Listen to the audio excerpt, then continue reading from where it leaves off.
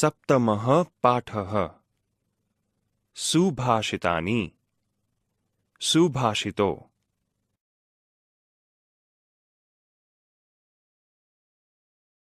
વિદ્યાર્થી મિત્રો, સંસ્કૃત ભાષામાં દ્રષ્ટાંતના માધ્યમથી તો ક્યારેક સ્થિતિને દર્શાવીને વ્યક્તિઓને શાણપણનો માર્ગ બતાવવાનું કાર્ય સુભાષિતોના માધ્યમથી કરવામાં આવે છે.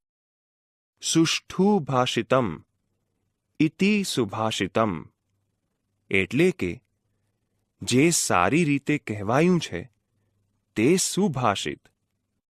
આજે આપણે સપ્તમઃ પાઠઃ સુભાષિતાની સુભાષિતોનું લયબદ્ધ અને ભાવસભર ગાન કરતા શીખીશું.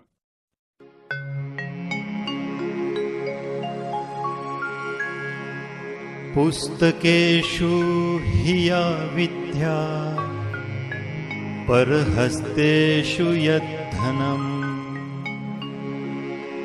કાર્યકાલે સમુત્પન્ને ન સા વિદ્યા ન તદ્ધનમ. વૃક્ષ ફલાન્વિત ભાતિ વૃક્ષં ધૂનયતે કપિ વૃક્ષેણ વાર્યતે તાપમ જલમ વૃક્ષાય દીયતે. વૃક્ષાત પતન્તિ પર્ણાની વૃક્ષસ્ય પ્રસરો મહાન. વૃક્ષે ખગા નિકુંજન્તિ વૃક્ષધન્યોસી ભૂતલે. ન કશ્ચિત કસ્યચિત મિત્રમ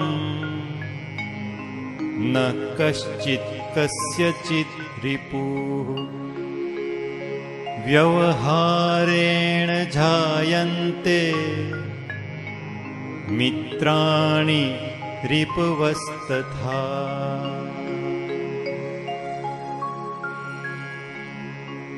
પિબન્તિ નદ્ય સ્વયમેવ નાંભ સ્વયં ન ખાદન્તિ ફલાનિ વૃક્ષાઃ. નાદન્તિ સસ્યં ખલુ વારિવાઃ પરોપકારાય સતાં વિભૂતયઃ. ગંગા સિંધુ સરસ્વતી ચ યમુના ગોદાવરી નર્મદા કાવેરી સરયુ મહેન્દ્રતનયા ચર્મણવતી વેદિકા. ક્ષિપ્રા વેત્રવતી મહાસુરનદી ખ્યાતા જયા ગંડકી.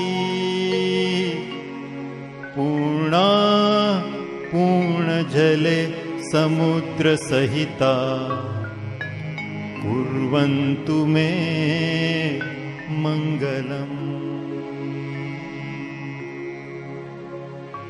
ઘૃષ્ટં ઘૃષ્ટં પુનરપિ પુનઃ ચંદનં ચારુગંધમ છિન્നം છિન્നം પુનરપિ પુનઃ સ્વાદુ ચૈવેક્ષુદંડમ. દગ્ધં દગ્ધં પુનરપિ પુનઃ કાંચનં કાંતવર્ણમ ન પ્રાણાન્તે પ્રકૃતિ વિકૃતિર્જાયતે ચોત્તમાનાં.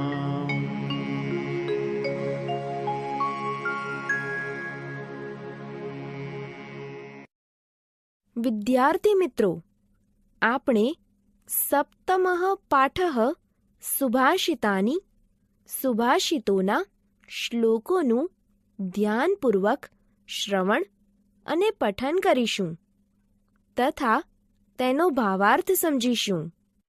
પુસ્તકેષુ હિ આ વિદ્યા પરહસ્તેષુ યદ્ધનમ કાર્યકાલે સમુત્પન્ને ન સા વિદ્યા ન તદ્ધનમ.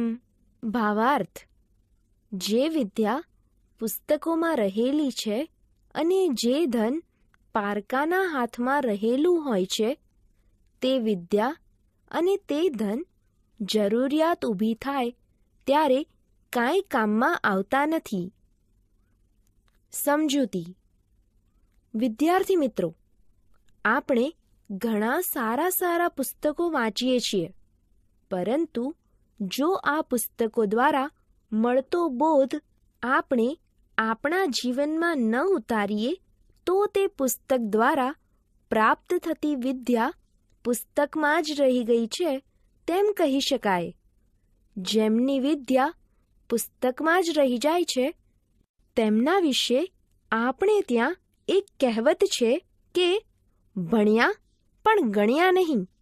આમ પુસ્તકમાં રહેલી વિદ્યા અને જે ધન પર બીજાનો અધિકાર છે તે ધન જરૂરિયાતના સમયે આપણને ઉપયોગી થતું નથી. વૃક્ષઃ ફલાન્વિતઃ ભાતિ વૃક્ષમ ધુનયતે કપિઃ વૃક્ષેણ વાર્યતે તાપઃ જલમ વૃક્ષાય દીયતે. વૃક્ષાત પતન્તિ પર્ણાની વૃક્ષસ્ય પ્રસરો મહાન વૃક્ષે ખગાઃ નિકૂજન્તિ વૃક્ષ ધન્યોસી ભૂતલે. ભાવાર્થ: ફળોથી લચેલું વૃક્ષ શોભે છે. વૃક્ષને વાંદરો હલાવે છે. વૃક્ષ વડે ગરમી દૂર કરાય છે. વૃક્ષ માટે પાણી અપાય છે. વૃક્ષમાંથી પાંદડા પડે છે. વૃક્ષનો વિસ્તાર મોટો છે. વૃક્ષ ઉપર પંખીઓ કલરવ કરે છે. હે વૃક્ષ, તું ધરતી પર ધન્ય છે. સમજૂતી. વિદ્યાર્થી મિત્રો, આ શ્લોકમાં વૃક્ષ અને તેના ઉપયોગ વિશેની માહિતી આપવામાં આવેલી છે.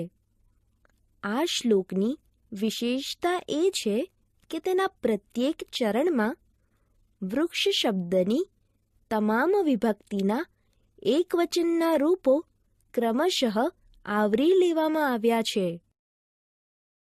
ન કશ્ચિત કસ્યચિન્મિત્રમ ન કશ્ચિત કસ્યચિદ રિપુઃ વ્યવહારેણ જાયન્તે મિત્રાણી રિપવસ્થિતા. ભાવાર્થ: કોઈ કોઈનો મિત્ર નથી, કોઈ કોઈનો શત્રુ નથી. વ્યવહારથી જ મિત્રો અને શત્રુઓ બને છે. સમજૂતી. વિદ્યાર્થી મિત્રો, આ શ્લોકમાં લોકો આપણા મિત્રો અને શત્રુઓ કેવી રીતે બને છે તે સમજાવવામાં આવ્યું છે.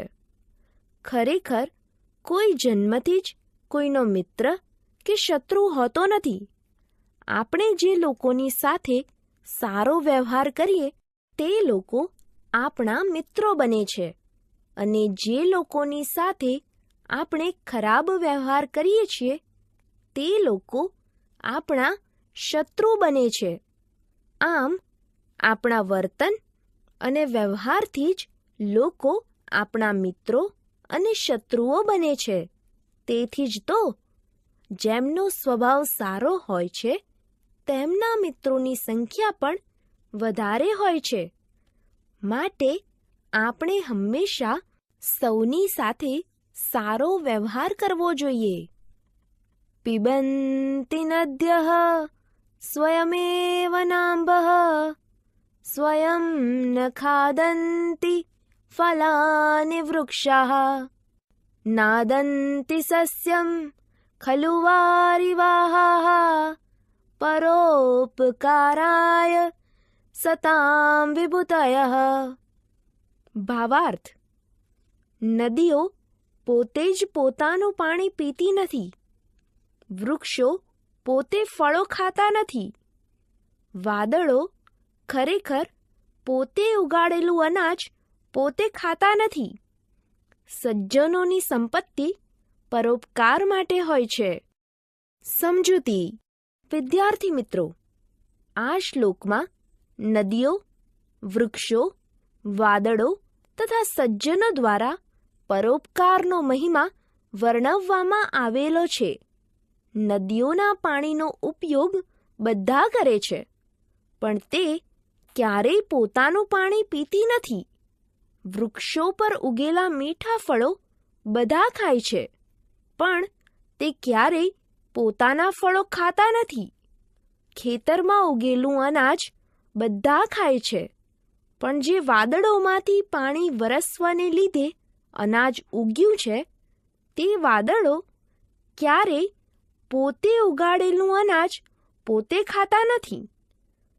તેમજ સજ્જનો પણ પોતાની સંપત્તિનો ઉપયોગ પોતાને માટે નથી કરતા, પરોપકાર માટે જ કરે છે. ગંગા સિંધુ સરસ્વતી ચ યમુના ગોદાવરી નર્મદા કાવેરી સરયુ મહેન્દ્ર તનયા ચર્મણવતી વેદિકા ક્ષિપ્રા વેત્રવતી મહાસુર નદી ખ્યાતા ચયા ગંડકી પૂર્ણાફ પૂર્ણજલૈઃ સમુદ્ર સહિતાઃ કુર્વન્તુ મે મંગલમ. ભાવાર્થ: ગંગા, સિંધુ, સરસ્વતી, યમુના, ગોદાવરી, નર્મદા, કાવેરી, સરયુ મહાનદી, ચર્મણવતી વેદિકા, ક્ષિપ્રા, વેત્રવતી, મહાસુર નદી પ્રખ્યાત જયા અને ગંડકી, આ બધી ભરપૂર પાણીથી પૂર્ણ નદીઓ સમુદ્ર સાથે ભળીને મારું મંગળ કરો. સમજૂતી. વિદ્યાર્થી મિત્રો, ભારત ભૂમિમાં આવેલી વિવિધ પવિત્ર નદીઓનો ઉલ્લેખ આ શ્લોકમાં થયેલો છે. ભારતના વિવિધ વિસ્તારોમાં વહેતી ભરપૂર પાણીથી ભરેલી નદીઓ એક થઈને સમુદ્રને મળે છે. તેના દ્રષ્ટાંત દ્વારા આ દેશમાં પ્રાચીન કાળથી એકાત્મતાની વિશિષ્ટ ભાવના વ્યાપ્ત થયેલી છે તે દર્શાવવામાં આવેલું છે. આમ જો આપણામાં રાષ્ટ્રીય એકતાની ભાવના હશે તો જ આપણું મંગળ થશે તે વાત અહીં સમજાવવામાં આવેલી છે. ઘૃષ્ટમ ઘૃષ્ટમ પુનરપી પુનઃ ચંદનમ ચારુગંધમ છિન્નમ છિન્નમ પુનરપી પુનઃ સ્વાદુ ચૈવેક્ષુ દંડમ દગ્ધમ દગ્ધમ પુનરપી પુનઃ કાંચનમ કાંતવર્ણમ ન પ્રાણાન્તે પ્રકૃતિ વિકૃતિર્જાયતે ચોત્તમાનામ. ભાવાર્થ: વારંવાર ઘસાવાથી ચંદન વિશેષ સુગંધ આપનાર બને છે. વારંવાર પીલાવાથી શેરડીનો સાંઠો વધારે સ્વાદિષ્ટ બને છે. વારંવાર તપાવવાથી સોનું વધારે ચમકદાર બને છે. અને પ્રાણ ત્યાગવાનો સમય આવે તો પણ ઉત્તમ વ્યક્તિઓના સ્વભાવમાં કોઈ પણ વિકાર થતો નથી. સમજૂતી. વિદ્યાર્થી મિત્રો, આ શ્લોકમાં ચંદન, શેરડી, સોનું તથા ઉત્તમ વ્યક્તિઓની વિશેષતા દર્શાવવામાં આવેલ છે. ચંદનને વારંવાર ઘસવાથી તે વધુ ને વધુ સુગંધિત થાય છે. સોનાને વારંવાર તપાવવાથી તે વધુ ને વધુ ચમકદાર બને છે. શેરડીના સાંઠાને વારંવાર પીલવાથી તેનો રસ વધારે સ્વાદિષ્ટ બને છે. અને તેમજ શ્રેષ્ઠ વ્યક્તિઓ પોતાના પ્રાણ ત્યાગવાનો સમય આવે તો પણ પોતાના સારા સ્વભાવનો ત્યાગ કરતા નથી. આગળના તાસ પર જાઓ.